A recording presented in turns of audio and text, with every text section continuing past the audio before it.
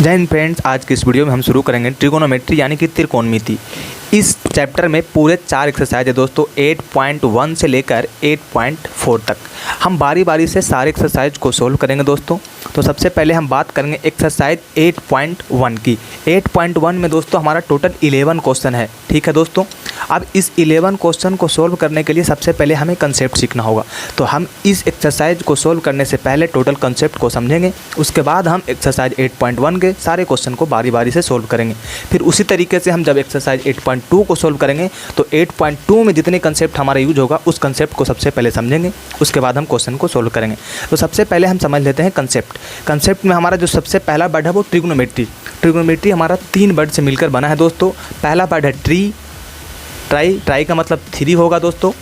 गोनो का मतलब एंगल होता है, और मेट्री का मतलब होता है मेजर। यानी कि त्रिकोणमिति का मतलब हुआ कि 3 एंगल मेजर, यानी कि 3 एंगल का मेजर करना ही दोस्तों हमारा ट्रिगोनोमेट्री कहलाता है, यानी कि त्रिकोणमिति कहलाता है। अब जब बात आती है 3 एंगल की, तो 3 एंगल का मतलब क्या होता है दोस्तों? किस फिगर में 3 एंगल हमारा होता है? तो हमारा ट्रायंगल एक ऐसा क्लोज फिगर है दोस्तों जिसमें कितने एंगल होते हैं? तो 3 एंगल होते हैं दोस्तों। तो सबसे पहले हम ट्रायंगल के बारे में थोड़ा सा बेसिक इन्फॉर्मेशन जानेंगे, और जब हम ट्रायंगल चैप्टर को शुरू करेंगे, यानी कि ट्रायंगल चैप्टर को जब हम पढ़ाएंगे तो पूरे डिटेल में वहाँ ट्रायंगल के बारे में समझेंगे। तो सबसे पहले हम समझते हैं कि ट्रायंगल होता क्या है। अब दोस्तों ट्रायंगल कुछ इस तरीके का होता है, ठीक है। अब ट्रायंगल में 3 एंगल है, तो हम तो जानते हैं कि मान लेते हैं कि ABC ये हमारा एक ट्रायंगल है। ABC एक ट्रायंगल है जिसमें 3 वर्टेक्स होता है। कितने दोस्तों होता है? 3 वर्टिसेस। वर्टेक्स का प्लूरल होता है वर्टिसेस, इसे लिखते हैं 3 वर्टेक्स, यानी कि 3 शीर्ष होते हैं दोस्तों। 3 साइड्स होते हैं, यानी कि 3 भुजा होते हैं, और 3 हमारा एंगल होता है, यानी कि 3 कोण होता है दोस्तों। तो सबसे पहले वर्टेक्स, तो वर्टेक्स हमारा A, B और C, ये हमारा 3 वर्टेक्स हो गया। अब बात आया कि 3 साइड्स कौन कौन है, तो हमारा पहला साइड AB, दूसरा साइड BC और तीसरा साइड AC, या बोल सकते हैं आप CA। तो 3 वर्टेक्स 3 साइड हो गया। अब बारी आई 3 एंगल की, तो मान लेते हैं ये एंगल A है, ये एंगल B है और ये एंगल C है। तो दोस्तों हम जानें कि ट्रायंगल एक ऐसा क्लोज फिगर है जिसमें 3 साइड्स, 3 वर्टेक्स और 3 एंगल होता है दोस्तों, ठीक है। Angle A, angle B, angle C। अब जब ट्रायंगल के बारे में बात होती है तो ट्रायंगल के टाइप्स भी देख लेते हैं कि ट्रायंगल्स कितने टाइप्स के होते हैं। तो ट्रायंगल्स हमारे दोस्तों बहुत तरह के होते हैं। ट्रायंगल्स को 2 कैटेगरी में बांटा गया है दोस्तों। सबसे पहला जो कैटेगरी है बाई साइड के बेसिस पे बांटा गया है, और दूसरा एंगल के बेसिस पे बांटा गया है। साइड के बेसिस पे 3 ट्रायंगल है। पहला ट्रायंगल है इक्विलैटरल ट्रायंगल। इक्विलैटरल ट्रायंगल एक ऐसा ट्रायंगल होता है जिसमें तीनों जो साइड होते हैं दोस्तों वो हमारा इक्वल होते हैं, तीनों साइड इक्वल होते हैं। दूसरा जो हमारा ट्रायंगल है वो होता है आइसोसेलेस ट्रायंगल। आइसोसेलेस एक ऐसा ट्रायंगल है जिसमें कोई भी 2 साइड्स इक्वल होते हैं। और एक बच गया स्केलन ट्रायंगल। स्केलन ट्रायंगल में तीनों के तीनों साइड अनइक्वल होते हैं, यानी कि बराबर नहीं होते हैं। पहला इक्विलैटरल ट्रायंगल जिसमें तीनों साइड बराबर होंगे, दूसरा आइसोसेलेस ट्रायंगल जिसमें 2 साइड बराबर होंगे, तीसरा स्केलन ट्रायंगल जिसमें तीनों के तीनों साइड अलग अलग साइज होगा। 3। अब बात आता है एंगल के बेसिस पे। तो एंगल के बेसिस पे भी हमारा 3 टाइप्स होते हैं। पहला जो टाइप्स है दोस्तों वो हमारा है एक्यूट एंगल ट्रायंगल। कौन सा? Acute angle triangle. Acute angle triangle एक ऐसा ट्रायंगल होता है जिसमें तीनों के तीनों जो एंगल होगा वो हमारा 90 डिग्री से छोटा होगा, ठीक है। दूसरा राइट एंगल ट्रायंगल है। कौन सा ट्रायंगल है दोस्तों? Right angle triangle. Right angle triangle एक ऐसा ट्रायंगल है जिसका एक एंगल हमारा 90 डिग्री का होता है, ठीक है। एक एंगल 90 डिग्री का होता है, बाकी दोनों एंगल कितने भी डिग्री का हो उससे कोई फ़र्क नहीं पड़ेगा। लेकिन बाकी जो 2 एंगल बचेगा वो कौन सा एंगल होगा? तो एक्यूट एंगल होगा। वो आगे चलकर हम देखते हैं। अब बारी बात आया तीसरा ट्रायंगल, ऑब्ट्यूज एंगल ट्रायंगल। तो ऑब्ट्यूज एंगल ट्रायंगल क्या होता है? तो ऑब्ट्यूज एंगल एक ऐसा ट्रायंगल है जिसमें कोई भी एक एंगल 90 डिग्री से ज़्यादा होता है। कितने डिग्री का? 90 डिग्री से ज़्यादा होता है, हम उस ट्रायंगल को हम कहते हैं ऑब्ट्यूज एंगल ट्रायंगल। इस चैप्टर में यानी कि ट्रिगोनोमेट्री चैप्टर में जो हमारा सबसे इम्पोर्टेंट ट्रायंगल है वो हमारा है दोस्तों राइट एंगल ट्रायंगल। कौन सा ट्रायंगल? Right angle triangle. तो हम राइट एंगल के बारे में डिटेल में समझेंगे, और बाकी ट्रायंगल को हम तब पढ़ेंगे जब हम ट्रायंगल चैप्टर को शुरू करेंगे। ये आप पढ़े होंगे तो आपको पता होगा। तो राइट एंगल ट्रायंगल यानी कि समकोण त्रिभुज होता क्या है दोस्तों? तो राइट एंगल ट्रायंगल एक ऐसा ट्रायंगल होता है जिसमें कोई भी एक एंगल 90 डिग्री का होता है। ठीक है, मान लेते हैं कि हमारा जो ट्रायंगल है वो ABC एक राइट एंगल ट्रायंगल है जिसमें हमारा एंगल जो B है वो हमारा 90 डिग्री का है। अब एंगल B जब 90 डिग्री का हो गया तो बाकी जो दो एंगल बना वो कितने डिग्री का होगा? तो बाकी जो दो एंगल बना है उसका सम भी 90 डिग्री का ही होगा। अब बोलोगे ये कैसे? चलो दिखाते हैं। हम जानते हैं कि ट्रायंगल के तीनों एंगल का सम 180 डिग्री होता है दोस्तों, ये बात तो क्लियर है। ट्रायंगल के तीनों एंगल का सम 180 डिग्री होता है। अब हमारा B हमारा कितने डिग्री का है? B हमारा 90 डिग्री का है। तो angle A plus 90 degree plus angle C is equal to 180 degree होगा दोस्तों। अब तो यहाँ से हमारा angle A plus angle C is equal to 180 degree minus 90 degree is equal to 90 degree हो जाएगा। यानी कि angle A plus angle C हमारा कितने डिग्री का हो गया? 90 डिग्री। यानी कि अगर हमारा पहला एंगल मान लेते हैं कि वो 10 डिग्री है तो दूसरा एंगल कितने होगा? तो 90 में से 10 घटा देंगे यानी कि 80 डिग्री का होगा। ठीक उसी तरीके से अगर हमारा पहला एंगल थीटा होता है तो दूसरा एंगल कितना होगा? 90 माइनस थीटा। अब ये हम थीटा क्यों लिखे हैं?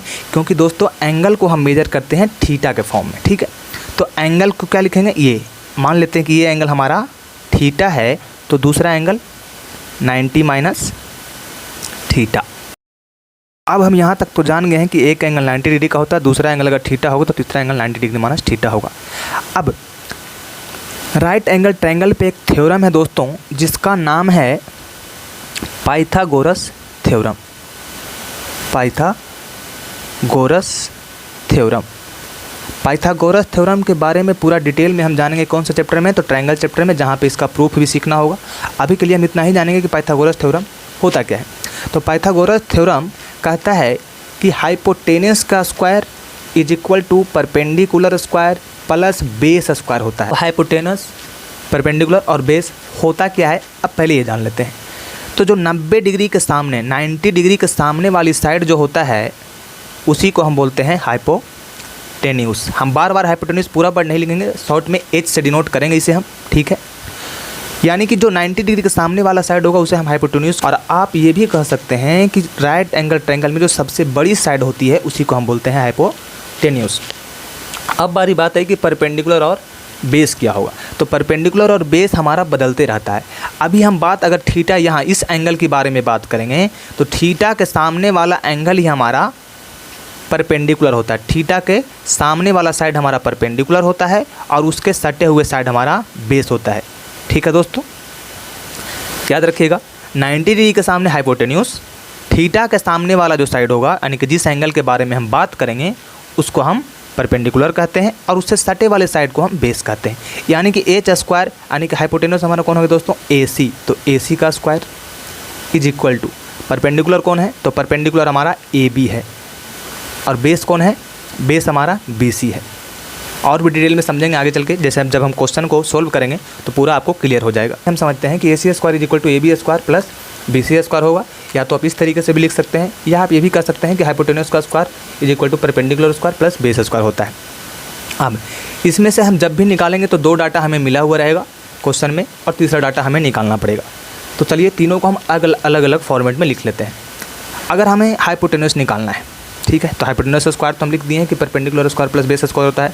तो जब हमारा स्क्वायर हटेगा तो उधर अंडर रूट में चला जाएगा। यानी कि हाइपोटेन्यूस बराबर निकालना हो तो perpendicular square plus base square का अंडर रूट। हाइपोटेन्यूस को हम क्या चीज़ से डिनोट किए हैं? AC से। तो हम ये भी लिख सकते हैं कि AC बराबर under root AB square plus BC square. ठीक है, उसी तरीके से जब हमें परपेंडिकुलर निकालना होगा दोस्तों तो hypotenuse square minus base square का अंडर रूट कर लेंगे और जब हमें बेस निकालना होगा तो हमें क्या करेंगे? Hypotenuse square minus perpendicular square कर लेंगे। ठीक उसी तरीके से आप लिख सकते हैं परपेंडिकुलर को हमने AB माना है तो AB बराबर AC square minus BC square. ठीक है, और हमारा बेस कौन है? तो बेस हमारा BC है यानी कि BC is equal to AC square minus AB square. I hope आपको पूरा क्लियर हो गया होगा। अब हम समझते हैं कि परपेंडिकुलर चेंज हमारा कैसे होगा। चलिए इस फिगर में देखते हैं। दोनों ट्रायंगल को हम मान लेते हैं कि कौन सा ट्रायंगल है, ABC एक हमारा ट्रायंगल है। आपको हमने बताया कि जो हमारा एंगल 90 डिग्री का होगा वो तो हमारा फिक्स होगा दोस्तों, 90 डिग्री वाला फिक्स होगा। कोई एक ही एंगल और 90 डिग्री का हो सकता है, और बाकी जो दो बचेगा कौन सा एंगल होगा, एक्यूट एंगल। दोनों एंगल का सम 90 डिग्री होगा। यानी कि हाइपोटेन्यूज होगा H, वो हमारा कभी चेंज नहीं होगा, लेकिन परपेंडिकुलर और बेस हमारा चेंज होगा। अगर हम एंगल A की बात करते हैं, एंगल A की, A के सामने अगर थीटा देते हैं तो ये हमारा परपेंडिकुलर ये हो जाएगा और बेस ये हो जाएगा। लेकिन जब हम इस एंगल की बात करेंगे, एंगल C की, तो हमारा परपेंडिकुलर ये हो जाएगा और एंगल ये बेस ये हो जाएगा। अब आपको परपेंडिकुलर, बेस, हाइपोटेन्यूज के बारे में पूरा नॉलेज हो गया हो। अब आगे चलते हैं जो हमारा सबसे मेन कंसेप्ट है। तो हमें इसमें जानना है ट्रिगोनोमेट्रिक रेशियो के बारे में। क्या चीज़ के बारे में दोस्तों, ट्रिगोनोमेट्रिक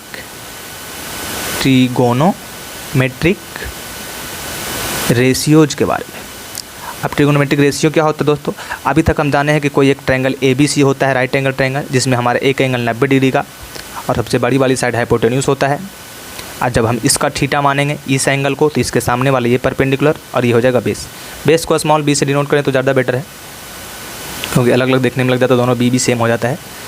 तो अब ट्रिगोनोमेट्रिक रेशियो होता क्या है, तो किसी भी दो साइड का रेशियो, किसी भी दो साइड का रेशियो ही हमारा ट्रिगोनोमेट्रिक रेशियो कहलाता है। सबसे पहला जो रेशियो देखिए लेते हैं हम, पहला साइड AB और दूसरा साइड AC का। AB हमारा क्या है दोस्तों, तो AB हमारा परपेंडिकुलर है और AC हमारा हाइपोटेन्यूज है। तो परपेंडिकुलर और हाइपोटेन्यूज के रेशियो को हम साइन थीटा कहते हैं। क्या कहते हैं, साइन थीटा। अब हमारा BC और AC का ले लेते हैं, BC और AC। BC क्या है, तो BC हमारा बेस है दोस्तों और AC हमारा फिर से हाइपोटेन्यूज है। तो बेस और हाइपोटेन्यूज का रेशियो को हम कहते हैं कोस थीटा। तीसरा जो रेशियो है दोस्तों वो हमारा AB और BC का ले लेते हैं। AB हमारा परपेंडिकुलर है और BC हमारा क्या है दोस्तों, बेस है। तो परपेंडिकुलर और बेस के रेशियो को हम tan थीटा कहते हैं। तीन रेशियो तो क्लियर है। चौथा जो टर्म है दोस्तों वो कोसेक थीटा होता है। कोसेक थीटा साइन थीटा का अपोजिट होता है, ठीक है। पांचवा जो है वो sec theta, sec theta cos theta का अपोजिट होता है। छठा जो टर्म हमारा कोट थीटा, कोट थीटा किसका अपोजिट है, तो टैन थीटा का। अब कोसेक थीटा बराबर क्या होगा, अपोजिट है, तो AC बाई AB लिखेंगे, यानी कि हाइपोटेनस बाई परपेंडिकुलर को ही हम क्या कहते हैं, कोसेक थीटा। सेक थीटा है तो सेक थीटा कोस थीटा का अपोजिट होता है, यानी कि AC बाई BC। AC हमारा क्या है, हाइपोटेन्यूज, और BC हमारा क्या है, बेस। तो हाइपोटेन्यूज बाई बेस क्या होता है, सेक थीटा। ये आपको याद करना होगा दोस्तों, क्योंकि एक्सरसाइज 8.1 में यही हमारा मेन है। ये जो कंसेप्ट अभी लिख रहे हैं यही हमारा सबसे मेन कंसेप्ट है। बाकी जो पीछे पढ़े हैं वो तो कम इंपॉर्टेंट है, लेकिन सबसे ज़्यादा यही इंपॉर्टेंट है। तो कोट थीटा बराबर क्या होगा, तो ये टैन थीटा का अपोजिट है, यानी कि BC बाई AB, यानी कि बेस बाई परपेंडिकुलर। 6 नए टर्म सीखने को मिले हैं दोस्तों। कुछ और रेशियो भी हैं, जैसे इन दोनों को अगर साइन थीटा और कोस थीटा का जब हम रेशियो ले लेंगे तो ये हमारा टैन थीटा हो जाता है दोस्तों। ठीक उसी तरीके से अगर हम कोस थीटा और साइन थीटा का रेशियो ले लेते हैं तो ये हमारा बन जाता है क्या हमारा दोस्तों, कोट थीटा। हमने आपको बताया कि जो तीन हमारा टर्म है इस तीनों का अपोजिट होता है ना। तो तीनों का अपोजिट को भी एक बार हम समझ लेते हैं। सबसे पहले हमने बताया आपको साइन थीटा, तो साइन थीटा कोसेक थीटा का रिवर्स होता है, यानी कि अपोजिट होता है। दूसरा हमने बताया कोस थीटा जो कि सेक थीटा का रिवर्स होता है। तीसरा हमने बताया टैन थीटा जो कि कोट थीटा का रिवर्स होता है। यही हमारा मेन इंपॉर्टेंट फार्मूला दोस्तों, जो कि इस पेज में है। 6 फार्मूला तो ये हो गया रेशियो, और 2 ये हो गया 8, और बाकी 3 आपको ये अपोजिट याद रखना होगा। 8 3 11। इस एक्सरसाइज में कितने क्वेश्चन हैं, 11 क्वेश्चन, और 11 क्वेश्चन को सोल्व करने के लिए आपको 11 फार्मूले याद रखने होंगे। अब हम पूरा जान चुके हैं एक्सरसाइज 8.1 में जितने भी कंसेप्ट हमारा यूज होगा वो पूरा हम सीख चुके हैं, ठीक है। अब हम एक्सरसाइज 8.1 को क्वेश्चन नंबर 1 से सोल्व करना शुरू करते हैं। तो चलिए आते हैं क्वेश्चन नंबर 1 पे। क्वेश्चन नंबर 1 में क्या कहा गया दोस्तों, पहले गौर से पढ़िएगा और फिर समझने का प्रयास कीजिएगा।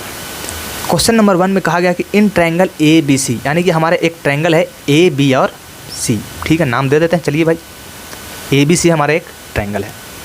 ए बी सी एक ट्रायंगल है जिसमें राइट एंगल हमारा बी पे है, यानी कि बी पे हमारा 90 डिग्री बनेगा। क्लियर है। और ए बी बराबर 24 सेंटीमीटर है। कितना सेंटीमीटर है? ए बी बराबर 24 सेंटीमीटर, तो यहाँ लिख देते हैं 24। बी सी बराबर 7 सेंटीमीटर है दोस्तों, बी सी बराबर 7 सेंटीमीटर, ठीक है। अब हमारी बात है, इसमें देखिए एंगल जो दिया है वो ए दिया है और सी दिया है, तो हमें इसको ड्रॉ करना नहीं है, ठीक है। हमें निकालना क्या है? ए सी, और ए सी हमारा क्या है? तो हाइपोटेन्यूज है। हाइपोटेन्यूज कैसे निकलते हैं? तो परपेंडिकुलर स्क्वायर प्लस बेस का स्क्वायर का अंडर रूट। तो अंडर रूट परपेंडिकुलर कौन है, किसी को आपस में बदल देंगे तो इसी को मान लेंगे हम, यानी कि ए सी बराबर कैसे निकालेंगे? तो ए बी का स्क्वायर प्लस बी सी का स्क्वायर, कुछ इस तरीके से निकालेंगे। अब ए बी स्क्वायर, तो ए बी हमारा है कितना? ए बी हमारा 24 है, तो 24 का स्क्वायर, और बी सी हमारा 7 है, तो 7 का स्क्वायर। जब हम 24 का स्क्वायर करेंगे तो 576 होता है, और 7 का स्क्वायर 49 होता है। जब इस दोनों को आप ऐड करिएगा तो 625 होता है, और 625 का जब स्क्वायर रूट निकालिएगा तो 25 होता है, यानी कि जो हमारा हाइपोटेन्यूस है दोस्तों वो 25 आ गया। आपको परपेंडिकुलर कौन होगा, बेस कौन होगा, डिसाइड कौन करेगा? एंगल डिसाइड करेगा। तो पहला नंबर जो क्वेश्चन है उसमें हमारा साइन ए वैल्यू निकालना है और कोस ए निकालना है, ठीक है। दूसरा नंबर जो क्वेश्चन है उसमें साइन सी और कोस सी का वैल्यू बताना है। तो चलिए देखिए, एंगल ए के बारे में बात करते हैं। किसके बारे में? एंगल ए के बारे में। अब एंगल ए के बारे में बात करेंगे तो परपेंडिकुलर कौन हो जाएगा? 7। तो साइन थीटा बराबर क्या बताएं? तो साइन थीटा बराबर हम बताए हैं कि परपेंडिकुलर बाई हाइपोटेन्यूस होता है, और कोस थीटा बराबर बेस बाई हाइपोटेन्यूस होता है। दोस्तों गौर से देखिएगा, एंगल ए के बारे में बात कर रहा है, तो ए के बारे में बात कर रहा है तो परपेंडिकुलर 7 होगा दोस्तों। तो परपेंडिकुलर 7 और हाइपोटेन्यूस 25 हमेशा सेम रहेगा।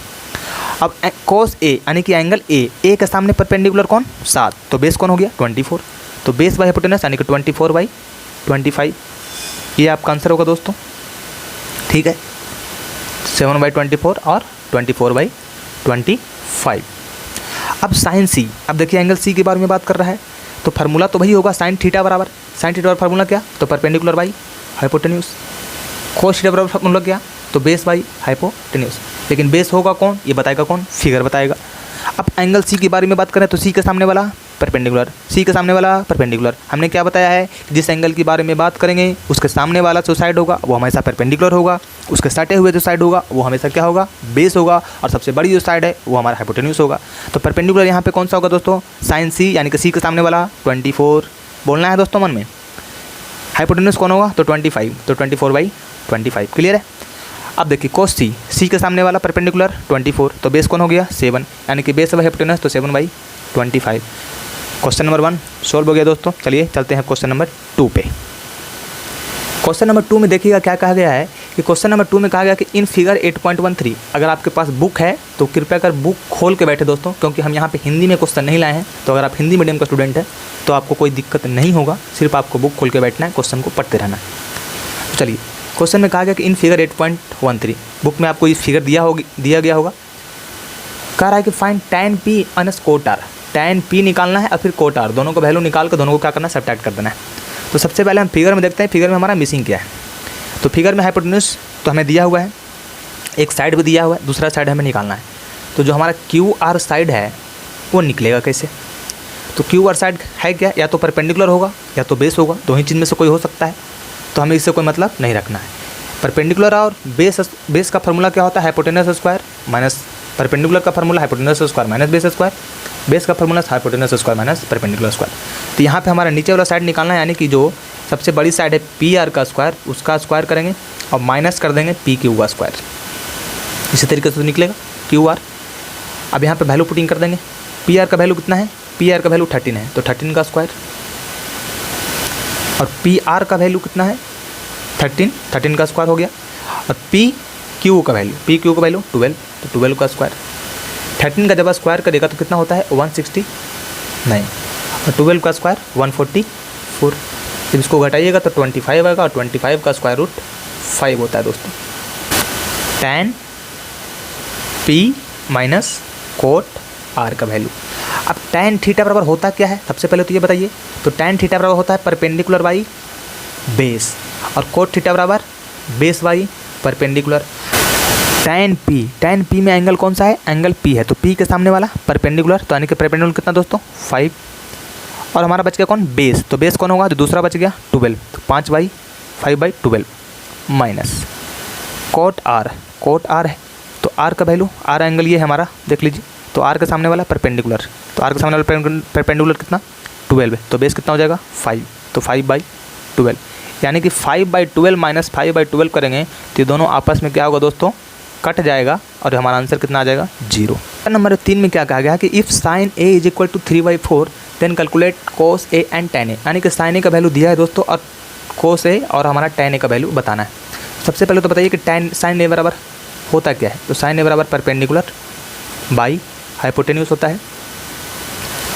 देखिए हमारा ये एक ट्रायंगल है ए बी और सी, हमें वैल्यू दिया है किसका, साइन ए बराबर, तो ए के सामने वाला को परपेंडिकुलर मानना है, ए के सामने वाले को क्या मानेंगे, परपेंडिकुलर, तो एंगल ए हमारे यहाँ है, तो ए के सामने परपेंडिकुलर कौन हो जाएगा, बी सी, यानी कि बी सी हमारा परपेंडिकुलर जिसका वैल्यू 3 दिया हुआ है, और हाइपोटेन्यूज तो हमारा हमेशा रहेगा कौन सा 4, ठीक है। निकालना किसका वैल्यू है, तो सबसे पहले तो हम ए बी का वैल्यू निकालेंगे। ए बी का वैल्यू निकलेगा कैसे, हाइपोटेन्यूज का स्क्वायर बड़ी वाले साइड का स्क्वायर कर लेंगे, और माइनस एक जो दूसरा साइड है उसका स्क्वायर कर लेंगे, तो 4 का स्क्वायर 16 और 3 का स्क्वायर 9, तो 16 - 9 √7, यानी कि जो ए बी का वैल्यू है दोस्तों वो हमारा √7 हो जाएगा।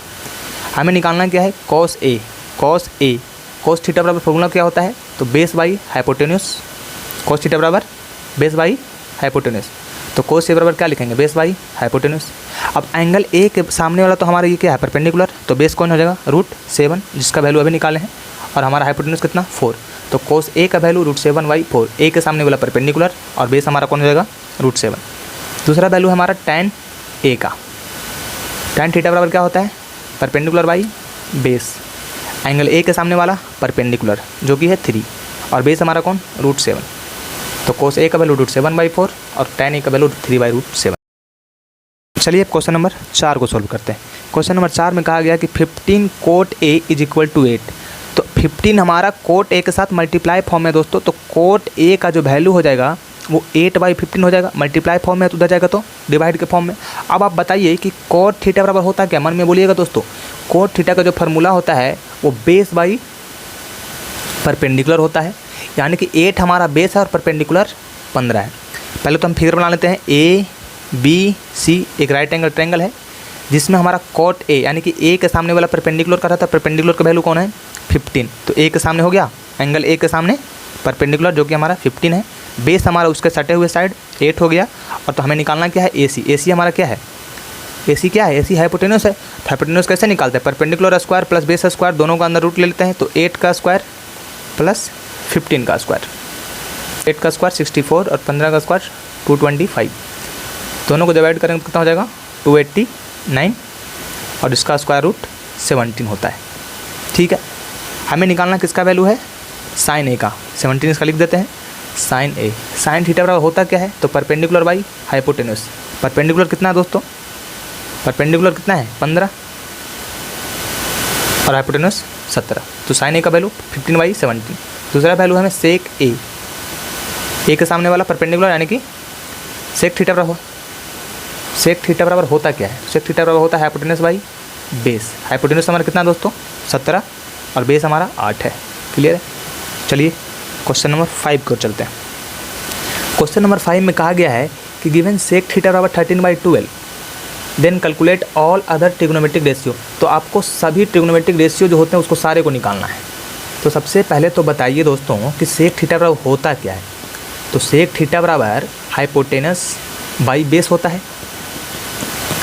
फिगर हमारा ए बी सी, अगर हम थीटा को यहाँ मान लेते हैं तो थीटा का सामने वाला परपेंडिकुलर जो कि हमें नहीं दिया हुआ है, हाइपोटेनस हमारा 13 है, बेस हमारा 12 है, तो हमें निकालना है ए बी यानी कि परपेंडिकुलर, तो परपेंडिकुलर निकलेगा कैसे, हाइपोटेनस का स्क्वायर माइनस बेस का स्क्वायर, हाइपोटेनस हमारा 13 है तो 13 का स्क्वायर, बेस हमारा 12 है तो 12 का स्क्वायर, 13 का स्क्वायर 169 और 12 का स्क्वायर 144, दोनों को जब घटाएंगे तो 25 और 25 का स्क्वायर रूट 5।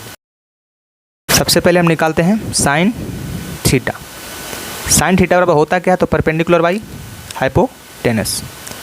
परपेंडिकुलर है कितना दोस्तों, तो परपेंडिकुलर हमारा अभी निकालने हैं 5, थीटा के सामने वाला परपेंडिकुलर, तो 5, हाइपोटेनस कितना 13। दूसरा वैल्यू अगर कोस थीटा निकालते हैं तो कोस थीटा सेक थीटा का रिवर्स होता है, यानी कि बेस बाई हाइपोटेनस। बेस हमारा कितना है दोस्तों, थीटा के सामने वाला 5 हमारा परपेंडिकुलर, तो बेस हमारा 12 होगा, 12/13। तीसरा हमारा टैन थीटा। टैन थीटा बराबर होता है परपेंडिकुलर बाई बेस। परपेंडिकुलर कितना दोस्तों 5 और बेस हमारा 12, तो 5/12। चौथा में निकालना है कोसेक थीटा। कोसेक थीटा बराबर होता है हाइपोटेनस बाई परपेंडिकुलर। हाइपोटेनस हमारा 13 और परपेंडिकुलर कितना दोस्तों 5, थीटा के सामने परपेंडिकुलर 5। सेक थीटा हमारा दिया हुआ है, तो बच गया कौन, कोट थीटा। कोट थीटा बराबर बेस बाई परपेंडिकुलर। बेस हमारा कितना है दोस्तों, तो बेस हमारा 12 है और परपेंडिकुलर 5 है। इस वीडियो में हमने एक्सरसाइज 8.1 के क्वेश्चन नंबर 1 to 5 तक सोल्व किए और सारे कंसेप्ट को भी समझे। नेक्स्ट वीडियो में हम जो बाकी क्वेश्चन बच गए हैं उसे हम सोल्व करा देंगे। तब तक के लिए आप इस वीडियो को शेयर करते रहिए अपने दोस्तों को, ताकि उन्हें भी मदद मिल सके। और अगर आप इस बार एग्ज़ाम देने वाले हैं तो आपके पास अभी भी 4 महीना है, आप अच्छे से तैयारी करेंगे तो आपका 90% से प्लस मार्क, 95% से प्लस मार्क्स आ सकता है। हमारे पास 4 महीने अगर आप कंटिन्यू हमारे साथ बने रहिएगा तो हम लगभग सारे चैप्टर को ख़त्म करने की कोशिश करेंगे दोस्तों। तो चलिए मिलते हैं नेक्स्ट वीडियो में। जय हिंद फ्रेंड्स।